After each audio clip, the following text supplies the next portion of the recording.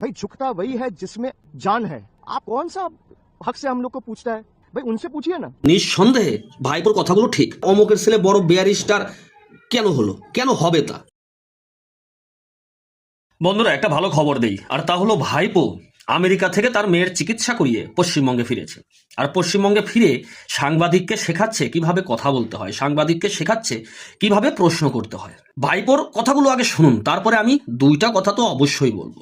सरकार के राज में कुंभ में इतना लोग मारे गए, दिल्ली नई दिल्ली रेलवे स्टेशन में इतने लोग मारे गए, आप लोग जाके सवाल करते हैं उनसे? क्या योगी आदित्यनाथ से सवाल किया? आप सुकांतो मजूमदार से सवाल किए हैं? न्यू दिल्ली रेलवे स्टेशन में जब स्टैम्पीड में इतने लोग मारे गए थे, आप लोग जाके बीजेपी का कोई भी नेता से मंत्री से सवाल पूछते हैं? मुख्य बंगाल में जो घटना हुआ उसके 1 घंटे के अंदर the chief minister has apologised. भाई झुकता वही है जिसमें जान है, अकड़ तो मुर्दों की पहचान है। हम झुके हैं जनता के सामने। जिसके ऊपर आरोप है उस पुलिस ऑफिसर से लेके स्टेडियम का जो मैनेजमेंट का टॉप पोजीशन में है उससे लेके मिनिस्टर से लेके सबके खिलाफ एक्शन लिया जा रहा है। आप कौन सा हक से हम लोग को पूछता है कि सुकांतो मजूमदार ने ये कहा है, बीजेपी के ये नेता ने? भाई उनसे पूछिए ना। गवर्नर ने भी बोला। भाई काला धन वापस आया क्या? 10 साल हो गया। इसी देश का प्रधानमंत्री ने बोला था ना 50 दिन में नहीं हुआ तो जिस चौड़ाई में ले जाके जो सजा देंगे मंजूर है। 5000 दिन हो गया। आपका कोई हिम्मत है सवाल पूछने का? जाके पूछिए उनसे। भाई आप पूछिए, कोई तो मना नहीं कर रहे। कुंभ में कितना लोग मारे गए जरा पूछिए। एक माफी भी मांगा, इंक्वायरी कमीशन छोड़ दीजिए, अरेस्ट छोड़ दीजिए, सब छोड़ दीजिए। देश के सामने आके एक माफी तक नहीं मांगा। वो लोग हमसे सवाल पूछेंगे। इसलिए बीजेपी हारती है और इसलिए तृणमूल उनको हराती है।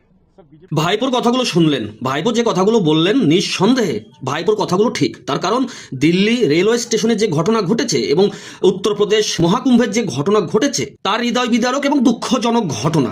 কিন্তু একটা ব্যাপার আপনি বোঝার চেষ্টা করুন, আর তা হলো কোনো একটা উন্নতশীল রাজ্যে 100টা যদি কাজ হয়, সেই 100টা কাজের মধ্যে যদি কোনো একটা কাজ কোনো কারণে খারাপ হয় সেটা কিন্তু স্বাভাবিক, সেটা হতেই পারে। কিন্তু পশ্চিমবঙ্গের প্রেক্ষাপটে দাঁড়িয়ে এই পশ্চিমবঙ্গে যদি 100টা কাজ হয় তার মধ্যে 80টা কাজই দুর্নীতি, চুরি, একাধিক অভিযোগ আর অভিযোগ। যে 20টা কাজ পশ্চিমবঙ্গে ভালো হয় বা ভালো হচ্ছে সেই 20টা কাজের কথা কিন্তু কেউই মনে রাখবে না, এটাই স্বাভাবিক।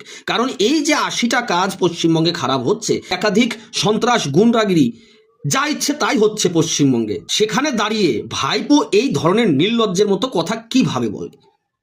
আজকে অমকের ছেলে ডাক্তার কেন হলো, অমকের ছেলে বড় ইঞ্জিনিয়ার কেন হলো, আমার ছেলে চোর, আমার ছেলে দুর্নীতিবাজ, আমার ছেলে গুন্ডা, খবরদার তুমি তা বলতে পারবে না। ভাইপোর কথাবার্তা শুনে এটাই মনে হচ্ছে উত্তরপ্রদেশ, দিল্লিতে একাধিক যে উন্নতি, একাধিক যে মিল, কারখানা, ইন্ডাস্ট্রি, সেগুলোর কথা তো ভাইপো কখনো বলে না। কোথাও যদি কোনো একটা কাজ সেই সকল রাজ্যে কোনো এক কারণে যদি খারাপ হয়ে যায়, বারবার এই সকল তৃণমূল কংগ্রেসের নেতা নেত্রী যারাই আছে তারা সেগুলো বারবার মানুষের সামনে তুলে ধরার চেষ্টা করে। কিন্তু এই পশ্চিমবঙ্গে একাধিক দুর্নীতি, একাধিক চুরি, একাধিক যা ইচ্ছে তাই হচ্ছে, সেগুলো বলা যাবে না। পশ্চিমবঙ্গের ব্যাপার নিয়ে কোনো কথাই বলা যাবে না। পশ্চিমবঙ্গে আমার ছেলে চোর, গুন্ডা, সন্ত্রাস, বদমাইশ, কেন তুমি তা বলবে? কিন্তু অমকের ছেলে ডাক্তার, অমকের ছেলে ইঞ্জিনিয়ার, অমকের ছেলে বড় ব্যারিস্টার কেন হলো, কেন হবে তা? বিষয়টা কিন্তু সেরকমই দাঁড়াচ্ছে। বন্ধুরা ভিডিওটা আপনি শেয়ার করবেন এবং আপনার মতামত কি তা কমেন্টে আপনি লিখে জানাবেন। জয় হিন্দ।